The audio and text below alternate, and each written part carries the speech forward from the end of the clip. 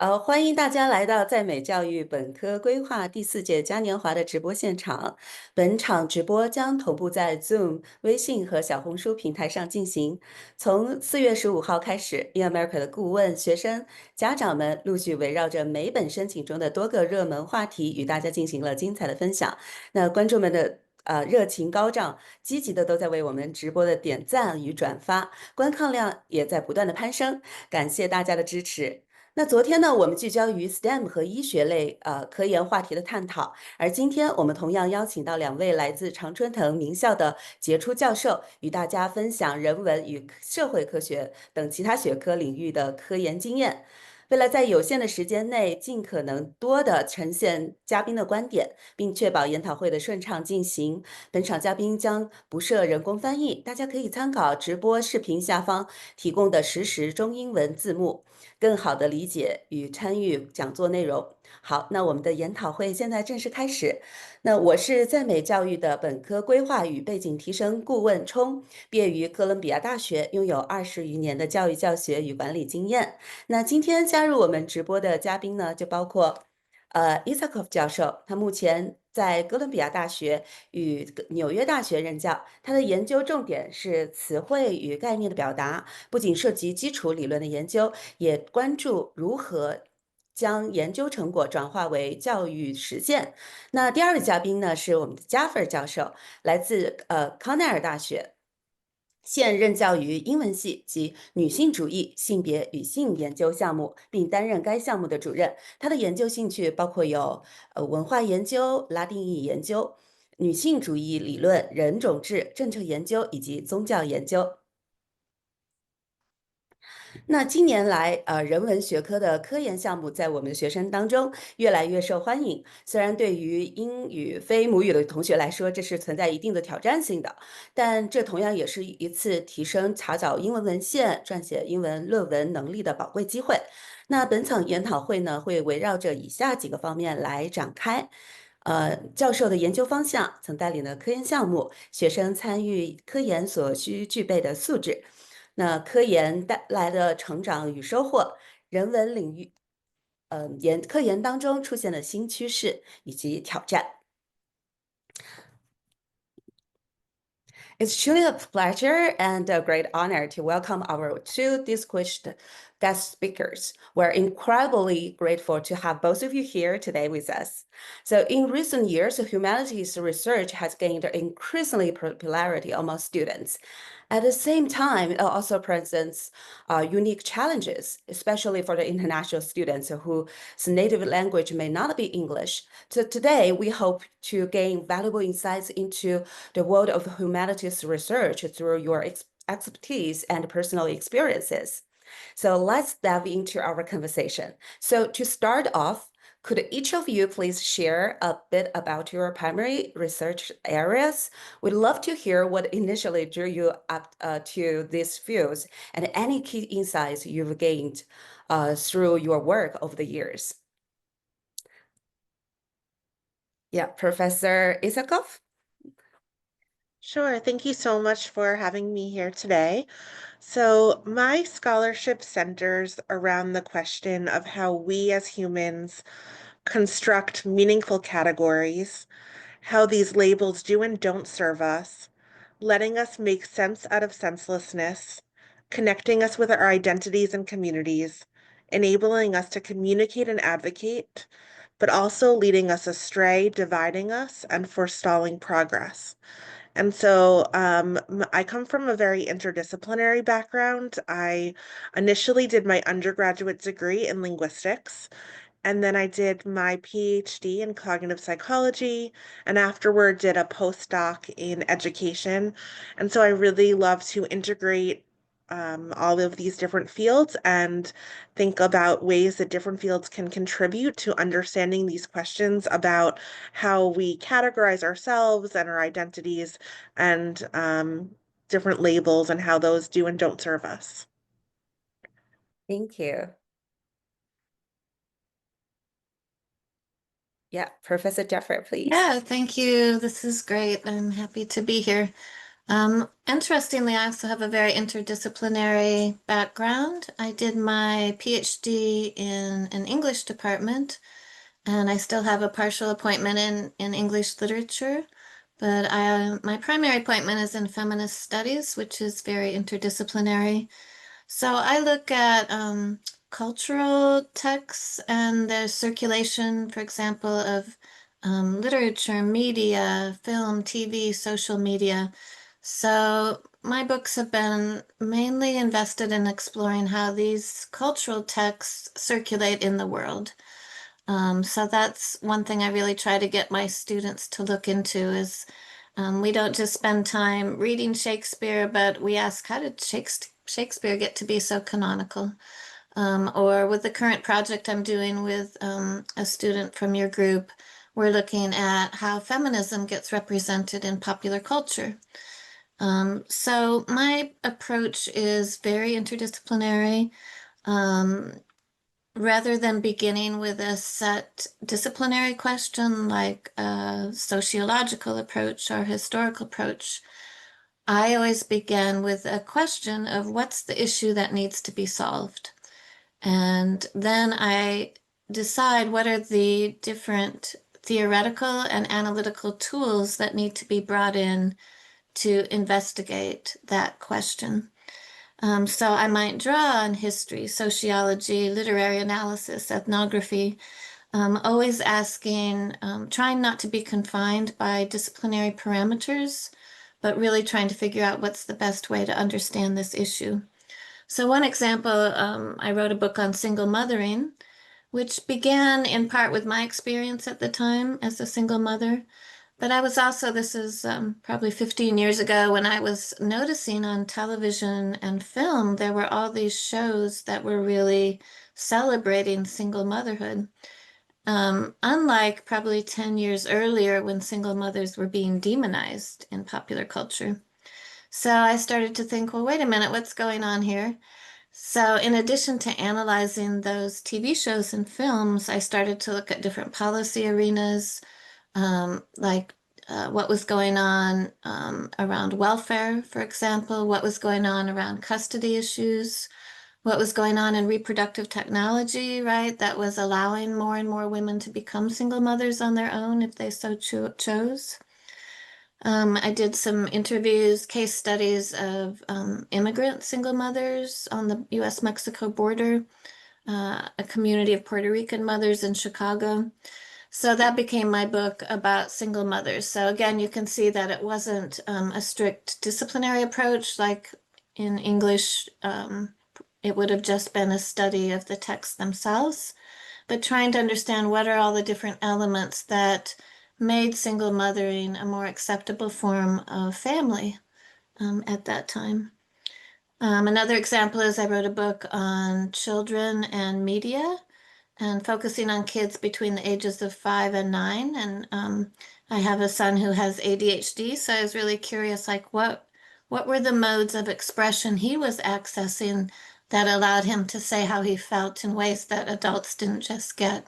So I have a whole chapter on Minecraft, for example, in which I just watched him play Minecraft and tried to figure out why that was such a meaningful game for him. More recently, this is my last example. I've been working on the question of immigration. There's a detention center about 2 hours from Ithaca. So I've been taking groups of students to visit people being held there and to talk about the injustices of immigration detention. And actually co-published a book with a woman, a Salvadoran woman who was being held in detention, who wrote me letters for 2 years. And so together, she's recently got out. She won political asylum. So together we published a book about that incorporated her letters. So those are just some examples of stuff I'm working on. Thank you for listening. Thank you so much。好，那刚才两位教授呢分享了自己的研究方向，那我们可以看出来，两位教授都是在跨学科以及文化认知方面都有着非常深入的探索，而且不仅如此，他们的研究都是非常深入到社会现实当中的。那我们也非常期待，在之后，在我们讲座之后，两位教授给我们更多的这样一些宝贵的视角。Thank you so much for those insightful instructions. So next, we'd really appreciate it if you could share a concrete example from the past work. Would each of you be willing to discuss one case study from your experience in particular? So we're curious about the topic you focused on, the main highlights and study, and any breakthroughs emerged along the way with the students. So, Sure. So I'll share a little bit about some of my research projects as well. So something I'm really interested in right now in this time that we're living in, where sometimes it feels like people are so far apart from each other in their beliefs, in their just understanding of the world, that it feels like, how could we possibly ever be able to talk to each other? How could we possibly have any sort of discourse when we're starting so far apart? And so I ran a fellowship with college students last year. I had 22 college students in the spring, and we met for 6 months every week. And I had different speakers come in from all different fields. So from religion, philosophy, physics, art, um, all over the place. And in each one, I asked them to reflect on what can their field tell us about this question, about how we might be able to talk to each other. And it was what was really interesting to me was that even though it was people from all different fields, that there were certain takeaways that seemed to be sort of key in each case. These were things that may seem simple, but that there were really interesting examples about um, listening to each other, about having best assumptions, about being really small in what we want to achieve instead of feeling like we need a total revolution. So that was something that I worked on with students, and then students were able to come up with their own projects and figure out ways to then try to implement that in practice. So that's one example. Another recent example that I've been working on is about neurodiversity. So Dr. Juffer was talking about ADHD, but neurodiversity is just the idea that we all have different brains, and that maybe there's a benefit to the fact that different people have different brains, that actually diversity is a positive thing. And so I recently completed a study collaborating with a philosopher, an evolutionary biologist, me coming from psychology, again looking at neurodiversity in these different approaches. And a final example that I'll give, since also I'm finding the overlaps interesting, about cultural media. So I don't know if any of you have seen the show Severance. It's a current TV show, but um, over the summer I published a book with someone who's in English and Media Studies about the show Severance. I was looking at it from a cognitive science perspective, and other people involved were looking at it from sort of political and social perspectives and artistic perspectives. So I think there's a lot of rich opportunity for collaboration and for, um, again, just as Professor Juffer said, being able to think about, well, what is it that we're really interested in, and not being limited by the particular tools of any one discipline. Wow, this is so interesting. I can't wait to find that book. Um, yeah, so I talked a little bit already about the immigration detention project, so I'll just give some more details about that. Because one of the things I love about my job and Cornell is that it really gives me the freedom to challenge the traditional boundaries between teaching, service, and research. So what I've found in this immigration detention project is I've been able to combine all three of those elements. So this work started about, I want to say, 6 or 7 years ago with a grant that some of my colleagues and I got through a program called Engaged Cornell, which is this really cool program that basically some alum gave a huge amount of money to Cornell to get students engaged in the communities outside the university, with the goal of having every student do some kind of engaged community project before they graduate. So because a few of us faculty were interested in immigration, we got, I think it was a $20,000 grant from Cornell to find a local community group that was working on immigration. So we found this group in Buffalo called Justice for Migrant Families. They were already engaged in advocating for people being held at the Buffalo Federal Detention Facility. And they already had this whole infrastructure and this whole philosophy, right, of what it meant to do community engaged research. So we had a lot of sessions about how we as academics weren't going to go in and tell them what to do because they already knew what was going on the ground. But obviously, we had a lot of resources we could contribute and students who were really interested. So that's when I started fall of 2019, bringing groups of students to visit people being held in immigration, which is not an easy thing to do, and why we needed the coordination of Justice for Migrant Families. So this was a very moving experience for students for Cornell students to go and visit people being held and hear their stories and realize that these people weren't criminals. They had come to the U.S. Fleeing political persecution or economic destitution. And so out of those trips emerged a student group called CADA, Cornell Anti-Detention Alliance, that's still active today, which is, I think, pretty impressive because, students graduate, but they've kept organizing and kept going. We had to pause visitation, of course, during COVID, but during that time, I started teaching a course. It was the first semester back after COVID, but I decided to teach in person, and the whole course was about immigration detention. And I had come to be in touch with the woman from El Salvador I mentioned before, and I had a very tech-savvy student who figured out how we could bring, her name is Ingrid, into the classroom via the iPad technology that they did have in detention. So regularly, Ingrid came to our classroom from detention on the big screen, and we were able to talk to her about what detention was actually like, about this incredible asylum story she had. And the students were so moved by her story that they launched a social media campaign to free Ingrid from detention. And, students are so savvy with social media, and the petition eventually got thousands of signatures, and she was released.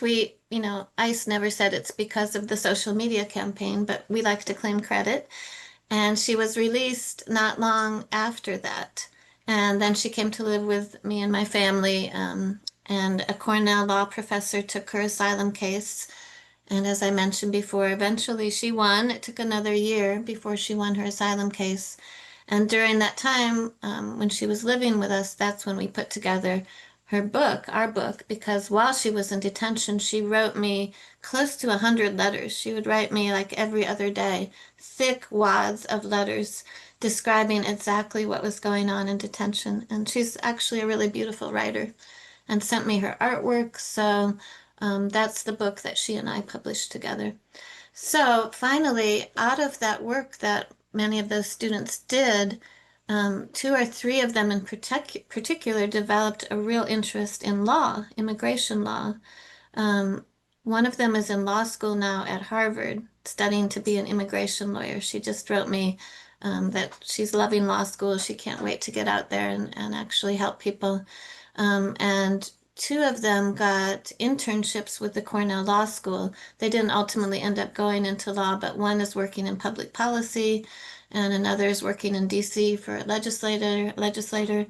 So I felt really good that out of all that kind of practical work, theoretical work, my own writing, that these students were so compelled by what we were doing and they were able to actually put that into jobs, jobs that they actually really love.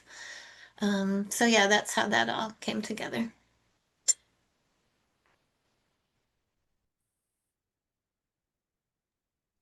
Thank you so much for those fantastic cases. So,那刚才我们听到两位教授介绍了他们曾经的这样一些科研的经验，我们发现哈，人文科研跟我们周围的人、社会以及社区是非常有紧密的联系的。都需要不断的进行知识的积累的同时，我们更要培养我们观察社会的这样一个能力。Mm. Now, many students in our audience are highly interested in applying to research opportunities with esteemed faculties like yourselves. So when you evaluate students for research collaborations, so what qualities or characteristics do you typically look for? So in your experience, what kind of traits signal strong students' strong potential for producing innovative or like competitive work? So to me, the most important quality is curiosity. If you have something that you're thinking about that you're interested in, the rest of it you can figure out. If you're not really curious, then it's hard to know where to start. But I think that we're all curious. There's those questions that sometimes you call them shower thoughts, when you're just showering or when you're lying in bed at night and you would just have these questions that come into your head again and again and you might think, well, no one researches this, but people do. And so if you start with some question that you're really interested in and you can say, I just keep wondering about this one thing, even if it's not very well formed, even if you don't know how to pursue it or you don't feel like you have any expertise in it, then you have a starting point and then we can figure out, well, how might we actually approach that? So to me that's the by far the most important characteristic. Something else that I like to talk to students about is this need for two different things that I call reverence and skepticism. So this means that all of us, we're not going to be the only breakthrough person that is changing the whole field forever on our own. We're part of a really long lineage of people. So a lot of people have been working on these issues for thousands of years, and there'll be people after us, and there are other people working on the same issues. And so you can't come in and say, oh, I want to be the only person to solve this whole big problem. You have to kind of have a respect for everyone else who's also grappled with these really hard issues. And yet, you actually can make a huge difference. I mean, that story that Professor Juffer just told about a person whose whole life is now better because people took on this project, that's amazing. And so it's kind of having this feeling of, okay, I can really make a difference. And at the same time, also I'm going to have kind of take my ego out of it and have respect for the where I'm coming from. So questioning things, but also having respect for the literature that has come before you, and holding those at once. And so it means really wanting to delve into what other people have done, taking that really seriously, not feeling like you're going to start from scratch, but really being interested in what other people have done. And then saying, okay, what can be my piece at this point? So kind of balancing those two things.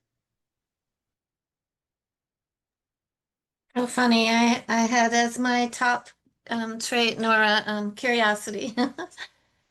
So, yeah, I like that idea of balancing as well. But I've probably directed, I was thinking I've been at Cornell 15 years and I direct probably two honors theses every year. So I've probably directed about 30 honors theses here.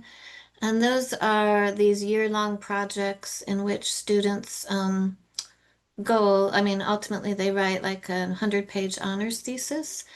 And Cornell students are very competitive, as I'm sure NYU students are. So a lot of them just feel like they have to write an honors thesis because everybody else is doing it, and they're going to feel somehow lacking if they don't. But so when they come to see me asking if I'll direct their thesis, I always say, well, why do you want to write an honors thesis? And if their sole reason is, because I want to get Latin honors, or even because I want to go to graduate school, I'll tell them that's not enough. Because I've had one or two students do that and they don't make it all the way through the project. I said, but if their reasons are because I'm really curious about this, whatever it is, topic, then I'd say, yes, of course, I will direct your thesis. Now, that's not to say that, that I don't understand the desire to compete and get into the best grad school or get top Latin honors. But what I tell them is you're going to be more likely to do that if this is something you're really curious about. So I try to get them, I'm not trying to dismiss their competitive goals, but at the same time, I'm encouraging them, don't just do the normative thing. Don't write this thesis because you think it's gonna impress people, because it won't if that's why you're doing it. The same thing I say to students who come to my office saying, how do I get an A on a paper? I'm like, that's the wrong question to ask, because that means you're only interested in what I think of your work. And while, of course, that's going to be an element, what it means to me is you're not really thinking on your own. So the best students I find are those who are willing to think outside the box, who are not trying to please the professor, who are really intellectually courageous and willing to pursue things that might seem kind of weird or unconventional and pursue it in ways that mean taking a challenge. Then, as Nora was suggesting, the first thing we do in any kind of honors or thesis project like that is read. So for the whole first semester, I will meet with students every other week, and they have to put together their reading list, and then we just talk about what they're reading, and they compile, what's called a literature review, so that they do know, as Nora was saying, that there's a whole body of work out there to discover and to build your ideas on. Because as an undergraduate, you're not expected to have a completely innovative idea about whatever your topic is.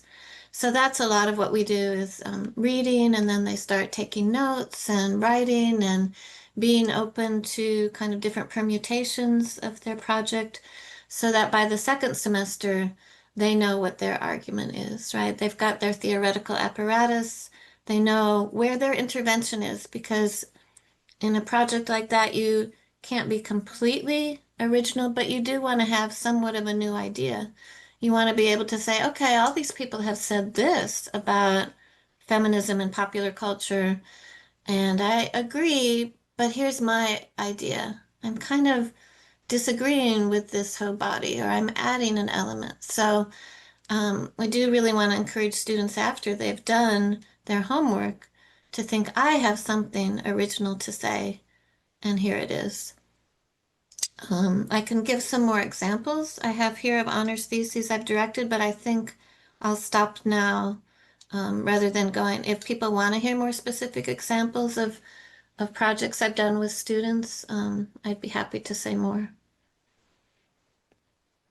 Yeah, thank you so much for those very helpful advice. 那我们知道，其实现在呢，就是科研项目应该说是同学们非常喜欢去申请的一些项目，因为对于他们的大学申请来说，这个科研项目是一个非常重要的一个因素。但是呢，我们也知道现在的这个科研项目也越来越有挑战性了。那如何在这样一些科研项目里面能够成功的胜出呢？那刚才两位教授也提出来了，那首先我们要阅读能力呀、笔记能力呀，这是一些非常基本的一些能力了。但最关键的是，那如果学生想要非常顺利的进行这个科研的话，那好奇心和团队协作精神，以及勇于提问、不怕提出傻问题的这样一些能力也是非常重要的。因为我们在做科研的这个项目当中，不是去为了迎合我们的教授，不是为了去迎合我们的导师或者是招生官，而是真心的你想对于某一个话题去进行一个深入的探讨和研究。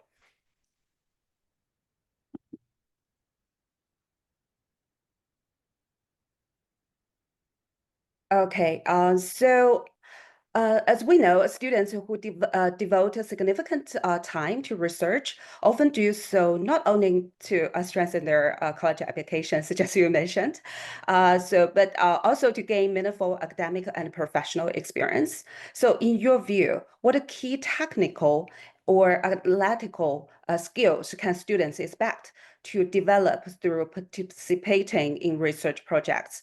And more broadly, how do these experiences help enhance their critical thinking and their problem-solving skills in real-world settings? So something that I work with students a lot on is how to take some really big question that you have and make it manageable enough that you can make progress on it. but also have it still be not so small that it feels silly. So, for example, I have this question right now that I'm thinking a lot about, which is how do we talk to each other when we're so far apart, when people are on totally different sides of political or social spheres. And that's such a big question. That's something people could study for their whole lives and still there would be more to say about it. So, I can't expect to be able to fully answer that question. And yet, I don't want to ask such a tiny little question that I feel like I'm I'm writing a whole book or a whole article about nothing. And so there's always this challenge about how do you take such a big question and then meaningfully make progress on it. And that's really being able to kind of refine your research question, coming up with your big thing that you're curious about, and then figuring out, well, what small questions can kind of get at that in a manageable way really is the core of the research project for me and the research process. And so, really, whatever you're interested in, whether it's humanities or medicine or law or whatever, you're going to have to be able to kind of figure that out, the relationship between these questions at these different levels, as well as learning. So now there's so much information out there. How do you select which information to include and which not to include? How do you decide specifically which parts of your questions to pursue? How do you then take all of that and put it together into some sort of digestible form like a paper so that people can then learn from you and continue on and you can be part of the research community? So figuring out all of those kinds of things will serve you really no matter what field you go into. Yeah, I mean, I've already said some things about skills gained from research projects, but one thing I think I haven't talked much about yet is this need to develop a theoretical apparatus, and by that I just mean how do you look at the world, right? Like it's fine to, analyze a film or a television series like Severance, but what I'm sure, Nora, your book does this, like how, what are the underlying assumptions that shape this text or this media form that tell the world something about what you're going to do to change it and how you see the world. So one example with the student I'm working with now from your group is, as I've mentioned, feminism and popular culture. And this student really is curious, right? Like when you have the combination of feminism and a for-profit motive, like most popular culture media want to make money. So that means that whatever feminist message or LGBTQ message you have is going to be shaped by the fact that the producers, the network, the social media platform, they probably all want to make money off that particular text. So how does that, what's your critique going to be? Does that mean that almost anything that enters into the mainstream is going to be co-opted because it's about making money?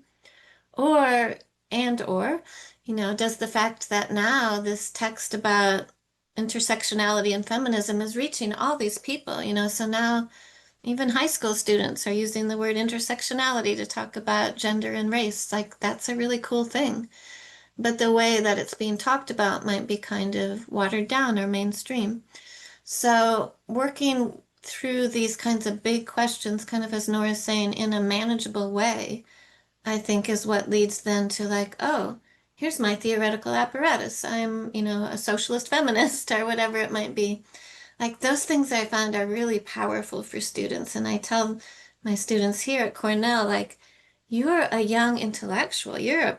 Think of yourself as an intellectual engaging in these big, exciting questions. Like, use this opportunity to really sink your teeth into kind of important questions and figure out what do you think about those. But as Nora's saying, you can't then write, your dissertation yet. So how do you bring those questions down to a pretty specific level? So I've had students write honors theses on what does it mean to be a Taylor Swift fan? Who are all these Swifties, right? I had a great thesis last year from a student in science and information studies who examined AI-generated poetry and explored whether people could discern the difference between AI-generated poetry and actually people-written poetry. And she's now in a really good digital humanities program at Emory University. So I guess I just want to emphasize that you can bring these kind of somewhat abstract theoretical issues to bear on specific texts in ways that I think are really both manageable and exciting. Thank you so much. 所以我们看到，就是两位教授提到了哈，不管是从提出问题，还是文献阅读、数据分析，到学术写作，还有到我们对身边的社会的观察与思考，或者把一些非常抽象的问题放到我们实际的生活当中，那么这样一些能力呢，其实不论在我们的高中、大学，或者是未来的职业发展当中，都是非常非常有价值的。Okay, thank you so much. That really good highlights and the long-term value of the research programs.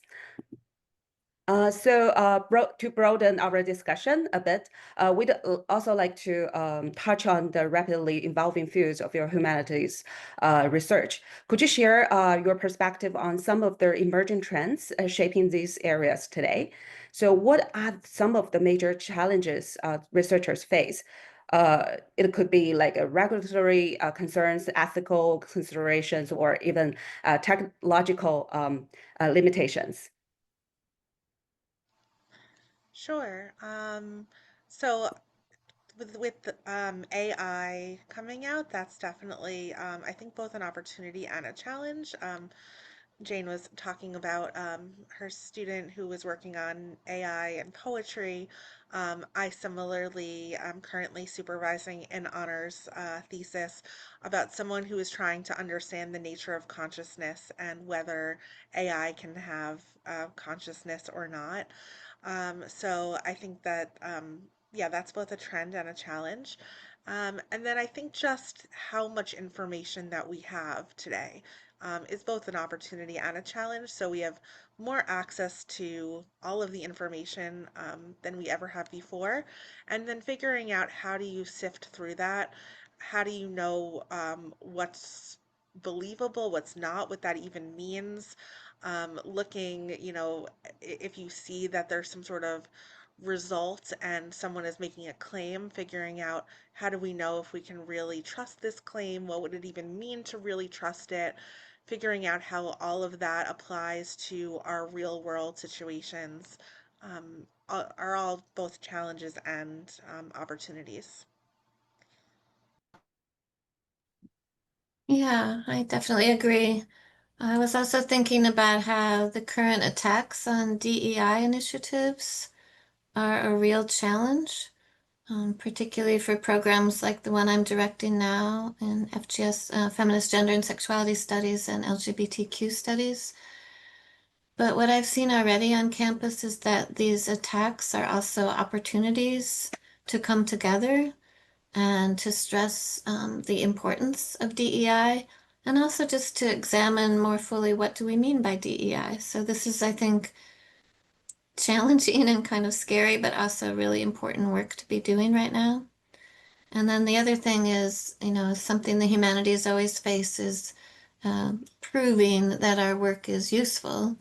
And I know, for example, in the English department here at Cornell, we're often asking, how can we convince the administration that what we do is as important as the sciences? And yet, the numbers of students who take our classes is always steady or sometimes even a little bit on the rise. And it turns out that a lot of employers want students who are well educated, are good writers. That's a huge thing that we stress, and critical thinkers.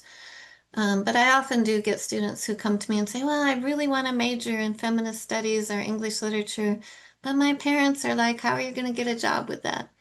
So I actually can pull out a whole list of our recent graduates and show where they're all working now. They're in graduate school, they're in law school, they're working for a nonprofit, they're in working for Pitchfork magazine. So I do think, though, that that's a constant challenge, is to show that the work in the humanities is very practical ultimately. 确实哈，随着我们全球不管是经济环境、政治环境，还是科技的变化，其实对于我们的科研工作者来说，都是有非常非常大的这样一个挑战的。那所以呢，对于每一个感兴趣参加科研的同学来说，我们都要时刻关注着这些方面的变化，比如说 AI 呀，还有这种多元、平等、包容这样的一些政策呀。那只有在我们的这个科研项目当中，不断的去融入这样一些思想或者是新的科技，我们才有可能去不断的跟上这个全球环境的这样一个变化。嗯。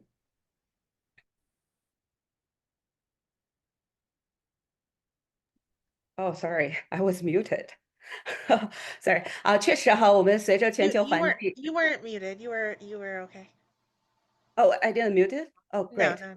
Yeah. Oh, okay. Thank you so much for sharing your insightful perspectives on these important topics. So before our open the floor to our Q&A sessions, we'd like to ask one more final questions. What additional advice would you offer to our young people who are interested in pursuing humanities research? I would just say that if you're interested and you feel a little bit nervous, I know sometimes it can be hard. You have this idea that there's this professor that um, has accomplished certain things, and maybe you feel nervous about the idea of working with someone. But everyone is a person. Doesn't matter who you are, how much money you make. We're all just people. We all have our anxieties and our own questioning of ourselves, and we all have our hopes and our dreams, and we all want to be liked and loved, and so it's okay. Just reach out if you're interested, and find ways to be able to teach the person that you're working with and learn from them, and figure out how to kind of make this world a little bit better, I think. To go for it and not to worry that it's going to be a scary experience. Yeah, and I would just add to that, do your homework in terms of where you want to go and who you might want to work with. I mean, all faculty are on websites with lists of their publications. So it's not to say that you need to know already what you want to focus on, um, but it is a good way to get excited about going someplace that has a faculty member that you might really want to take classes with. And then, yeah, as Nora's saying, reach out to them. I like getting emails from prospective students, and just asking for more information. And I especially like it if I can tell that they've done just a little bit of research and looked at my website, and, or looked at the program's website, and then can ground their questions in some kind of even small amount of research that they've already done. 那相信每一位同学都从今天两位教授的这样一些分享当中汲取到了宝贵的启发哈。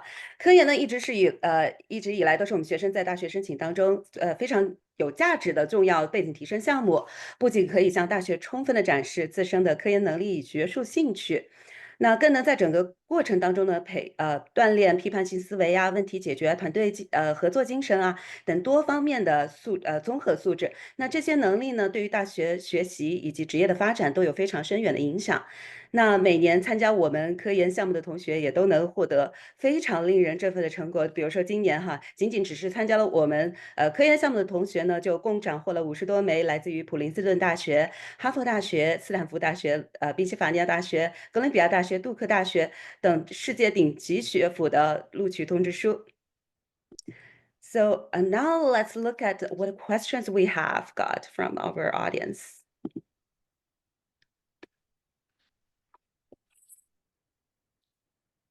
Okay, let's see the first question. If I have never done any serious research before, where should I start to find my own research direction? I think we've touched base on these questions a little bit before. So would any of you want to share more?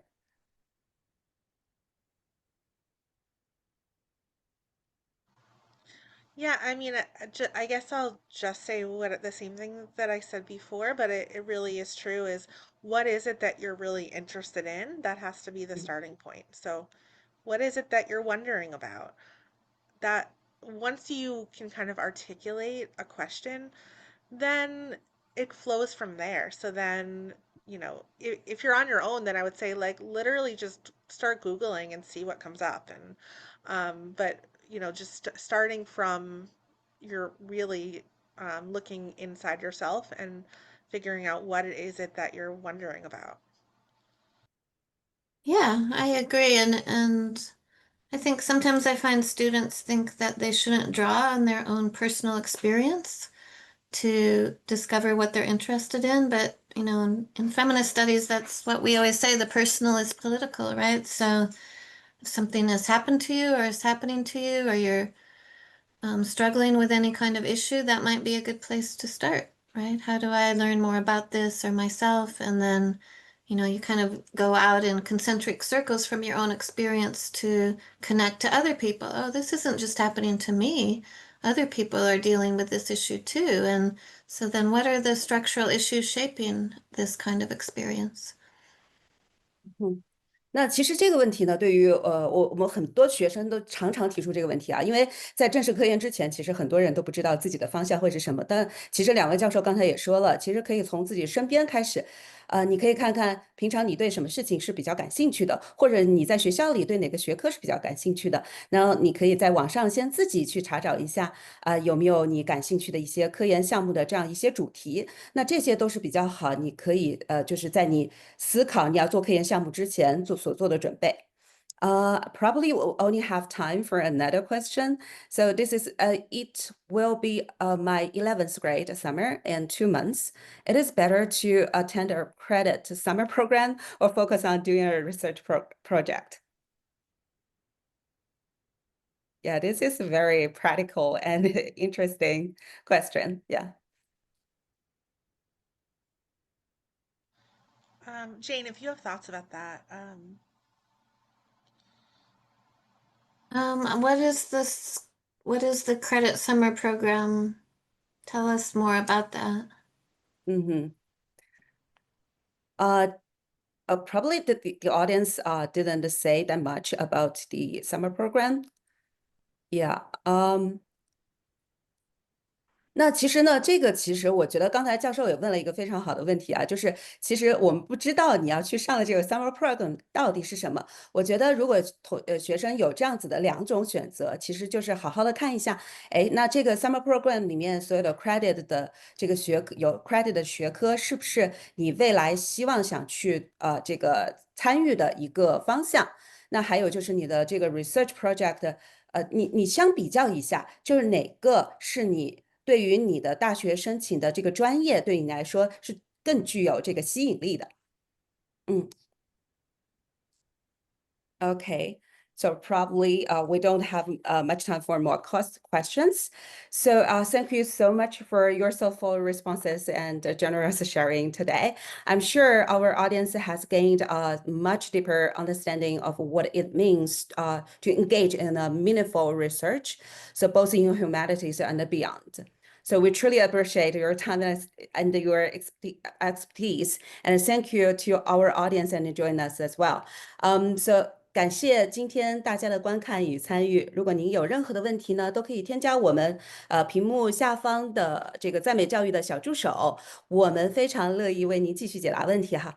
同时希望您继续关注在美教育的第4届本科规划嘉年华。下一场的直播呢将在明天进行，开始的时间是美东4月24号早上9点，北京时间4月24号晚上9点。期待你们的持续支持。Thank you so much. Bye. Thank you. thank you. Nice to meet you, Nora. You too.